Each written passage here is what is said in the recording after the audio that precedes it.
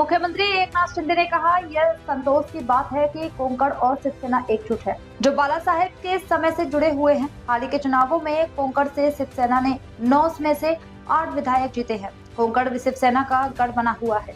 मला आनंद आहे की कोकण आणि शिवसेना हे जे नातं आहे हे बाळासाहेबांपासून आणि याच कोकणाने शिवसेनेला 9 पैकी 8 आमदार दिले। त्यामुळे कोकण हा शिवसेनेचा बालेकिल्ला आहे आणि शिवसेना आणि कोकण हे कधी वेगळं होऊ शकत नाही।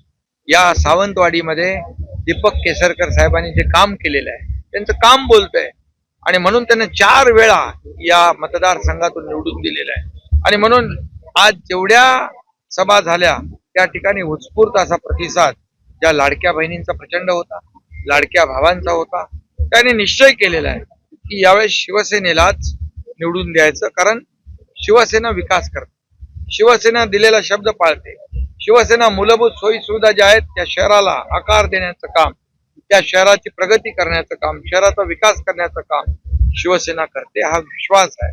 आणि त्यामुळे प्रचंड असा मोठा प्रतिसाद लोकांचा शिवसेनेला मिळतो। शिंदे साहेब, स्थानिक स्वराज्य संस्थांच्या निवडणुकीत सिंधुदुर्गात शिवसेना विरुद्ध भाजप असा सामना असताना स्थानिक तुमच्या नेत्यांकडून, आमदारांकडून असा थेट आरोप होते की भाजपकडून पैशांचं वाटप जोरदार सुरू आहे। निलेश राणेंनी एक स्टिंग ऑपरेशनही उघडकीस आणलं आणि त्याबद्दल त्यांच्या विरोधात गुन्हाही दाखल झालेला आहे। ते झालं ना, आता ते झालं, त्याची चर्चाही झाली, मीडियामध्ये ऐकलंही। आणि मतदान जे आहे हे निर्भय वातावरणामध्ये, फेअर अँड फ्री वातावरणामध्ये झालं पाहिजे। आणि म्हणून कोकणातली माणसं ही प्रामाणिक आणि स्वाभिमानी आहे। हे पैशाने त्यांना विकत घेता येणार नाही।